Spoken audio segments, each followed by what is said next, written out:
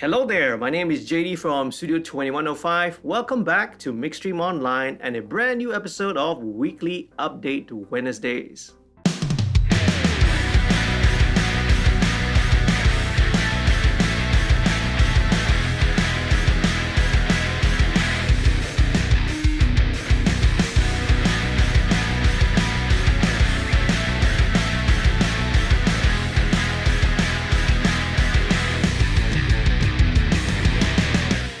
A warm welcome to all the new viewers and a big shout out and thank you to the patrons who help to support the channel financially. If you're new to this channel, please head on down and click on the subscribe button. That would really be awesome. And don't forget to click on the notification bell as well so that you'll be informed every time I upload a brand new video. Do sign up for the email list, and if you want to help support the channel financially, do consider signing up to become a patron by heading down to this website www.patreon.com/studio2105. Subscribers and regular visitors to this channel will have noticed that I put out a brand new video on Monday. This video is titled Sesi Bersama Afiq PB. We're trying out something new. This is our very first content that is in Bahasa Malaysia. So go ahead and check out this video, right? Sesi Bersama Afiq PB. This is the very first episode. Let me know what you think of this content. If you'd like to see more of it, please do check out the video and leave a like on that as well, okay? So with all of that out of the way, let's head on down to this week's featured question. What is the best workflow for mixing an album? Do you mix one song after the other, or is there some other quicker, more efficient method? It's a great question. Now, firstly, let me start off with the assumption that the entire album is going to be or was recorded at the same studio. When we talk about workflow and we talk about, keeping things quick and efficient, we have to look at the overall process. So, this involves also the recording stage. As much as possible, try and always go and work with the same studio. You have the same engineer, you use the same equipment, the same mics, the same techniques, so that, right? Overall, later down the line, the entire album will have a much more consistent and a cohesive sound. Let's talk about drums, right? So for example, the drums will usually be recorded either in a single session, right? Maybe a single long session, or very often what I would do on my projects, a few sessions which are spread out over several days. So all the mic placements, all this while, right? The mic presettings, everything on the recording console, EQ settings, etc. Everything would already be set up. So all the mics gonna be set up out there in the live room. All's gonna be there, and I'm not gonna touch it until the drums are done. As I mentioned earlier, the reason we want to do this is that we want to make sure that the album is gonna have a cohesive sound. It's going to be very consistent.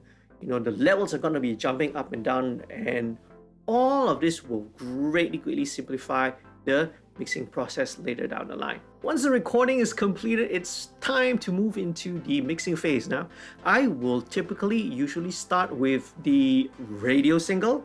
Sometimes, very often, this is the band's favorite song, or maybe it's a song that usually we identify and we agree upon that, okay, this song is going to be one that kind of best represents the entire album, that best represents the band, or it's a song that has got the best potential.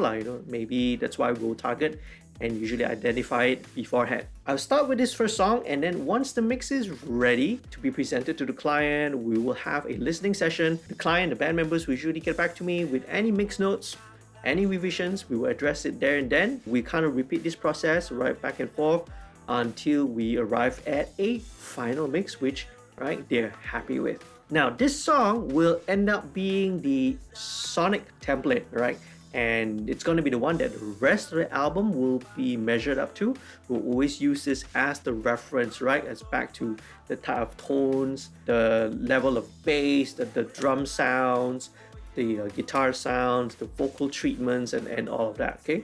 So that will be used as a template. It's something that we will always refer back to. I will save channel strip presets, right, for all of the common tracks. So for example, this means the drums, the rhythm section, lead vocal.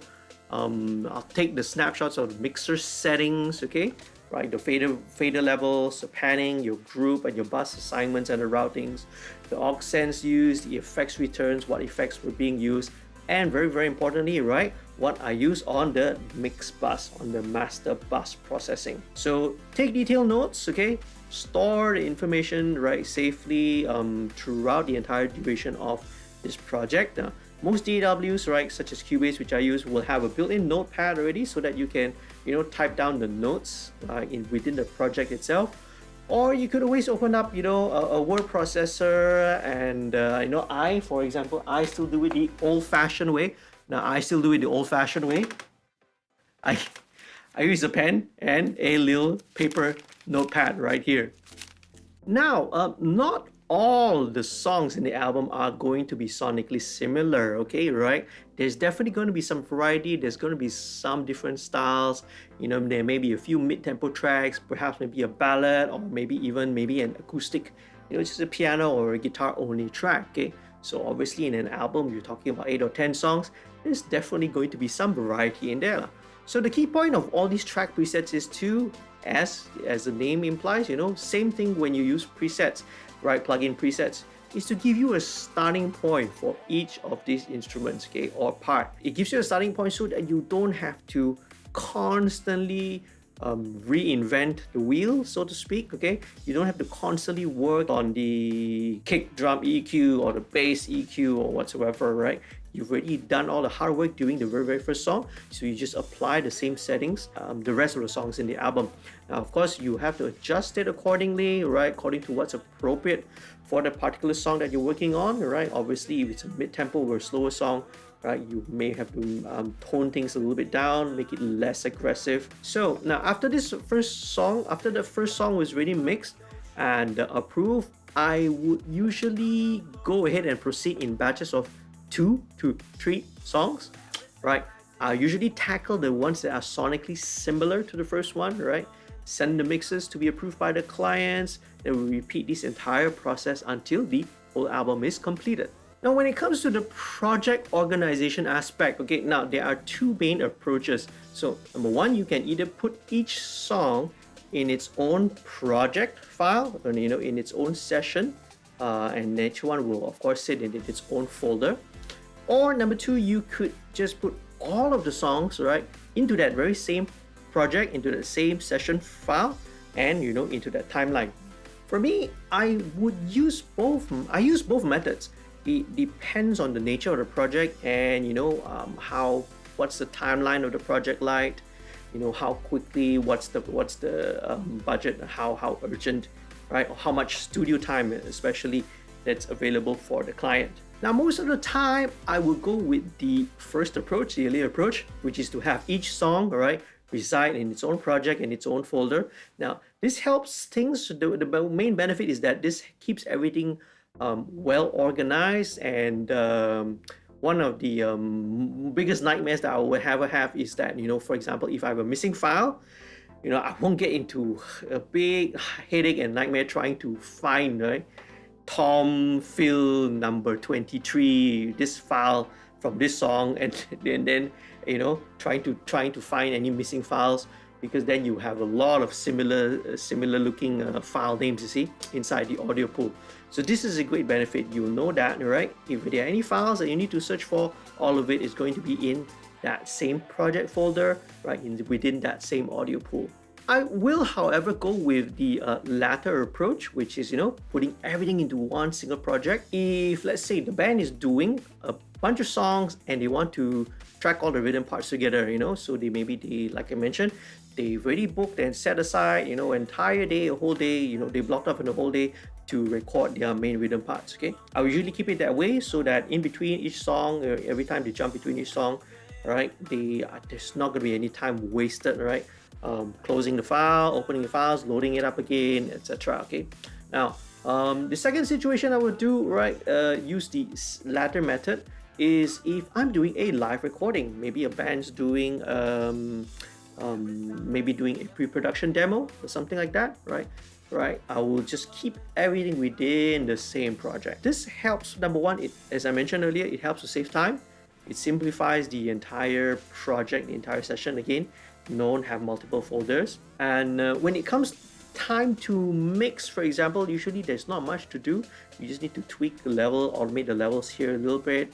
If you want to make global adjustments, right, it's very easy. You know, you want to increase the bass, you want to EQ the vocal, you want to EQ the drums in a little way. You just make one single adjustment and it applies for all the songs that have been recorded. Now, however, I do, right, later down the line, I do recommend, and I think to be safe, it's always better to later consolidate the files and then you split up the projects, okay, according to the songs. But this is later down the line, okay?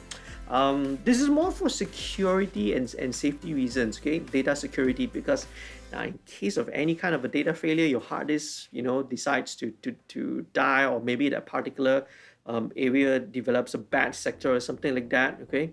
Now, if your songs and your album is all spread across, right, the entire hard disk across several folders, at least, right, you know, it's, you know, not, at least a hardware failure is not going to affect and, you know, totally damage if everything is contained in that one folder, see? Well, hopefully as well, you have backup strategies in place, right, and this kind of thing will not happen lah.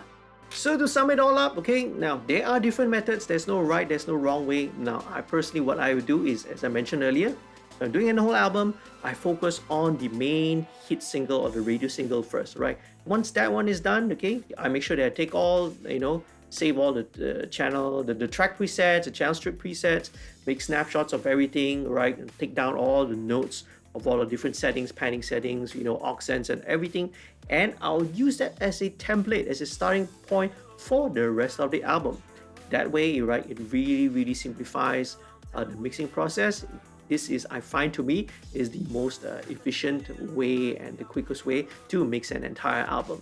Now, a very important piece of advice that's not really related to the mixing process itself, but for newer mixers, right, engineers that are getting into the business, remember, always ask, right, if you're working on an album, right, a big project like that, always ask for an advance, you know, usually a 50% deposit or something like that. Always have a written agreement down in black and white. Always work with a contract, okay? Now, because you do not want to be going into, you know, mixing a whole song, 10 songs, and then halfway, you know, you're like halfway through the project, and then suddenly, you know, the band decides to cancel, you know, or they just decide to bail, and you call them and you can't get in touch with them anymore. Okay, you want to avoid these kind of situations, right? Lay down the terms, right? You know, such as, you know, the number of revisions that you want to do, right? Your payment terms, right? As I mentioned, 50%, right, in advance, 50% balance when everything is completed, and before you deliver any of the wave masters, and I would add also, right, if there's any miscellaneous costs, right, due to additional post-production work, you know, for example, suddenly they said, oh, you know, oh, can you like edit all the drums, for example, right? Can you pitch correct and tune and edit all the vocals? Now, this is work that, again, falls outside the scope of mixing, so you should, right, charge them accordingly, right? Make these things clear, have it in writing, okay?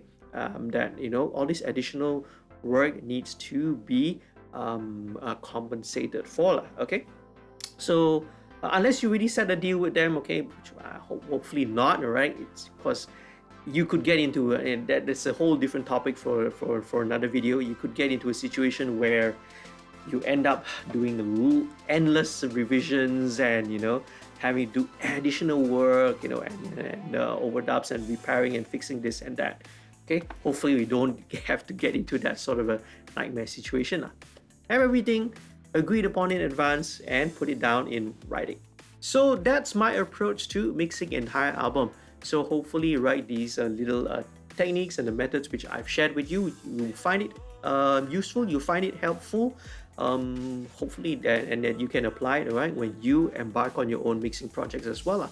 Now, if you have any of your own tips, your own tricks, your own techniques, maybe you would like to share with the rest of the viewers, you'd like to share with me, do let me know down in the comments below, right? I would really love to hear from you. And if you found this video useful and informative, please do leave a like, okay? As usual, do share it with your friends. And if you haven't done so, please do click on the subscribe button, click on the notification bell as well. I hope to see you again real soon in a brand new video. Remember to check out the Afik's video, Sesi Bersama Afik, okay? Do check it out. Let me know what you guys think.